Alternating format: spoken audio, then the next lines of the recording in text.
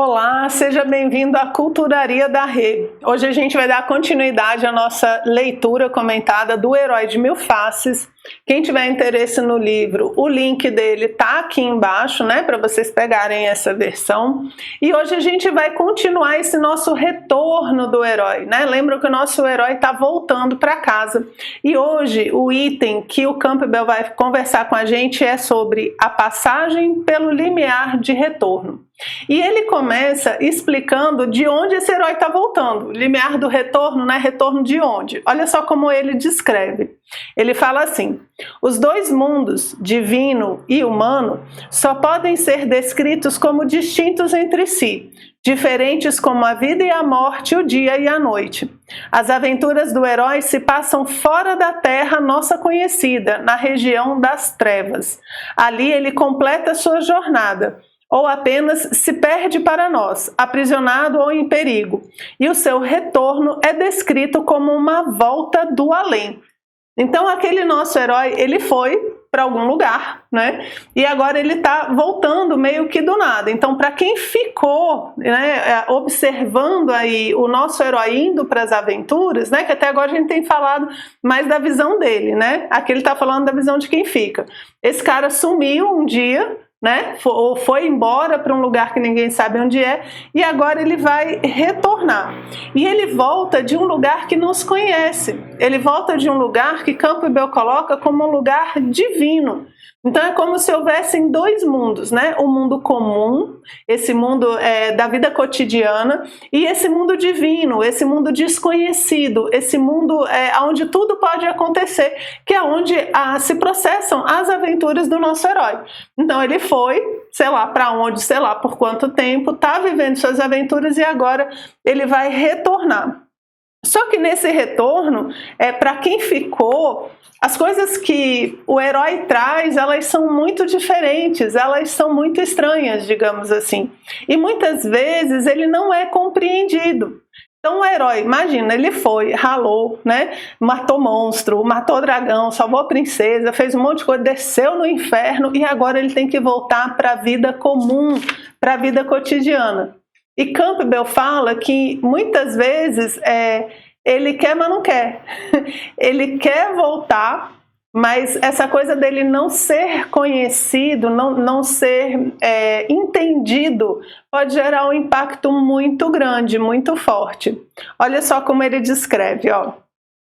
Ele fala assim: como comunicar, né, para quem ficou? Como é que o herói vai comunicar a pessoas que insistem na evidência exclusiva dos próprios sentidos, a mensagem do vazio gerador de todas as coisas? Então agora que o herói foi, né, teve a sua última bênção, ele descobriu as coisas que ele tinha que descobrir, como é que agora ele volta e vai mostrar toda essa profundidade para pessoas que estão muito ligadas ao cotidiano, à matéria, que não estão interessadas, digamos assim, né, no que ele tem para falar. Então ele diz que muitas vezes o que ele quer é fugir, é não voltar.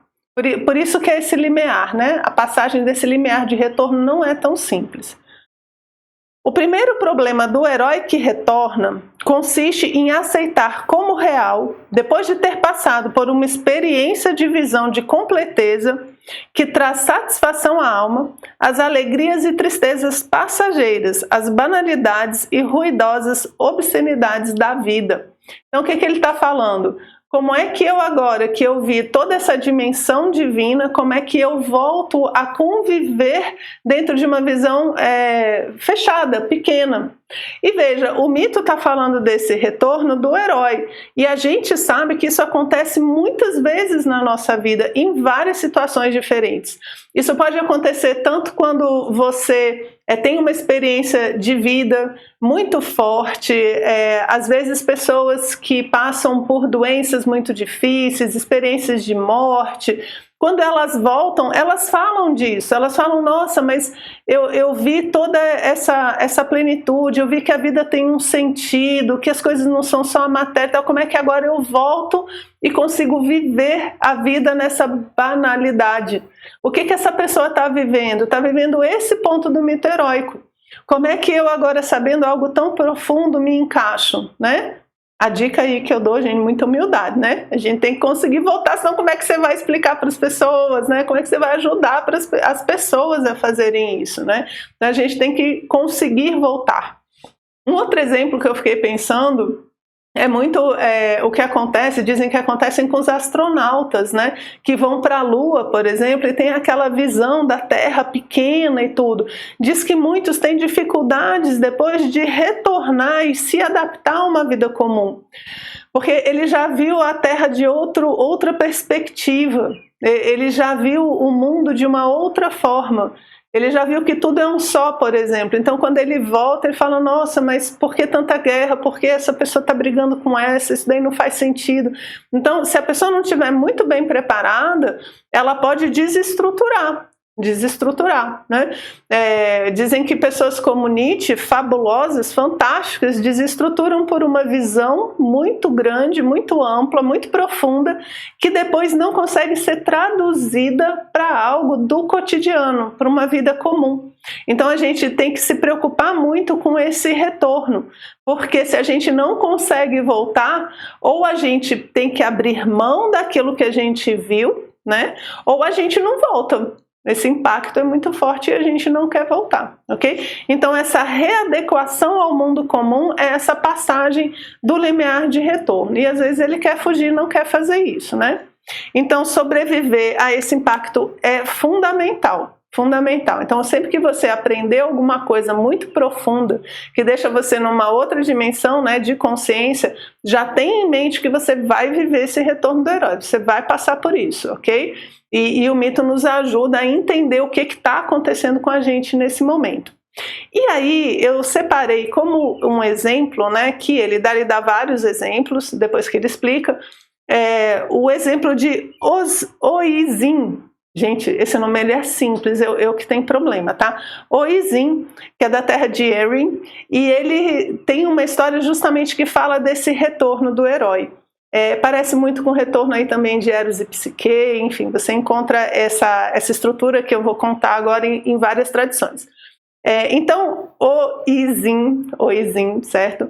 É um cavaleiro que está caminhando ali por Erin e encontra uma dama com cabeça de porco. Gente, é mito, né? Então bora lá, encontra uma dama com cabeça de porco. E aí ela fala assim, olha, eu sou uma dama, né, muito bela e tal, só que eu tenho essa maldição, até alguém casar comigo eu vou ter essa cabeça de porco. Aí ele fala, não por isso, imagina se eu vou deixar você numa situação dessa, eu caso com você. E aí ele casou com a dama e realmente no momento em que eles se casaram, essa cabeça de porco sai e ela é uma dama maravilhosa, ela é um ser etéreo, né, uma espécie de um elfo. E aí Oizin fica com ela, segundo a percepção dele, durante 3 anos. Ele fica lá nesse mundo onde acontecem as aventuras, né, onde ele tem diversas experiências. Só que depois de um tempo, depois de 3 anos, ele quer voltar ao limiar do retorno, né? Ele quer voltar. Ele fala assim, olha, eu estou muito feliz aqui e tal, mas tem os meus filhos, tem a minha família, tem os meus súditos, enfim, eu estou querendo voltar para dar um oi para a galera. E ela fala assim, olha, tem certeza que você quer voltar? Pense bem, se você voltar para a sua terra e tocar os pés no chão, você vai se tornar um velho cego e sem forças. Tem certeza que você quer voltar? Ele fala, mas eu posso voltar se eu não botar o pé no chão, né? Só para dar uma olhadinha, como é que tá a galera? Ela fala, pode, você vai nesse cavalo aqui, né? E você toma cuidado para não sair de forma alguma, porque senão você vai se tornar um velho. Ele fala, mas por que eu vou me tornar um velho? Eu falo assim, tu acha que você está aqui há quanto tempo? Ele fala, 3 anos. Ela, não, de jeito nenhum. São 300 anos. Você está aqui comigo há 300 anos. Por isso que se você voltar para o mundo cotidiano, né, para o mundo comum, você vai se tornar um velho de 300 anos. Porque é o que você é hoje em dia, né? Você é jovem e tudo nesse mundo feérico, né? Que chama, nesse mundo das fadas, dos encantamentos, que é onde acontece essa visão do herói, ok?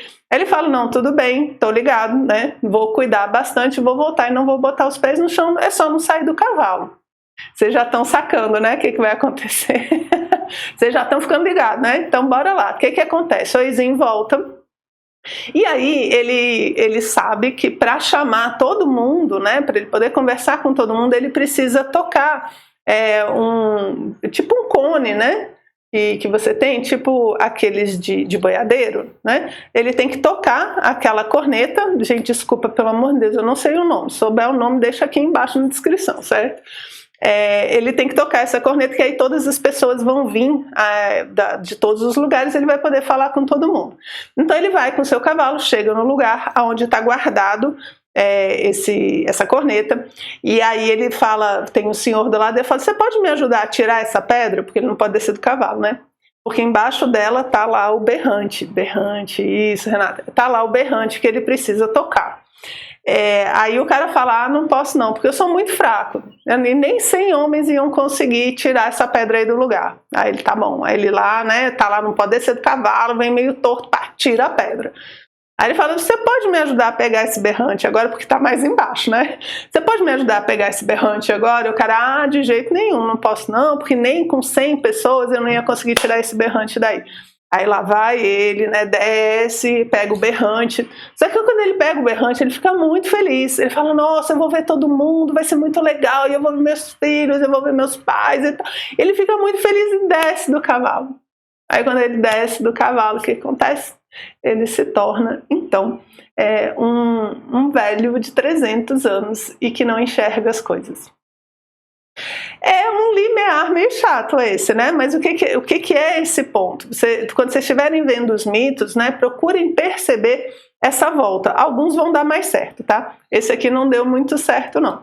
Mas o que ele está representando justamente? Que ele não conseguiu viver no mundo comum sustentando as coisas que ele tinha do mundo mítico.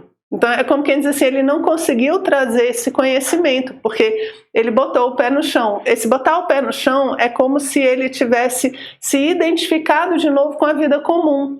E no momento em que ele se identifica com o comum, ele perde esse divino. Ele teria que conseguir estar no mundo no seu cavalo. Por quê? Porque o cavalo isola, o cavalo protege. O cavalo é um ser, né, que está fazendo essa junção dos dois mundos, para que ele não precise nem abrir mão do que ele já sabe, né, dessa juventude que ele tem, e não se identifique, e ele interaja, mas não se identifique com a matéria. Então, no momento em que ele está no cavalo, ele está seguro, porque ele consegue juntar os dois mundos, ele tem consciência dos dois, né? Agora, quando ele põe o pé no chão, e ele fica muito animado, né? Então ele é levado justamente pelo mundo material mais superficial, ele é levado por isso. E aí ele se torna de novo uma pessoa comum. Só que agora carregando nas costas todo esse tempo, né, que ele não viu passar. E cego. Por quê? Porque ele não consegue mais enxergar o mundo espiritual como ele enxergava. Então, gente, esse limiar de retorno, ele é muito perigoso, ele é muito delicado, mas ele acontece o tempo todo na nossa vida. Sempre que você aprender algo muito profundo de uma dimensão espiritual, saiba voltar para o seu cotidiano de uma maneira consciente, para que você não precise nem ficar isolado, né, e nem tenha que abrir mão de tudo aquilo que você aprendeu. Gente, espero que tenham gostado. Esse é o nosso vídeo de hoje. Na próxima semana a gente volta com o nosso próximo item, porque o nosso herói ainda está voltando para casa, certo? Ainda tem mais coisa para contar para vocês. Um abraço e até o nosso próximo encontro.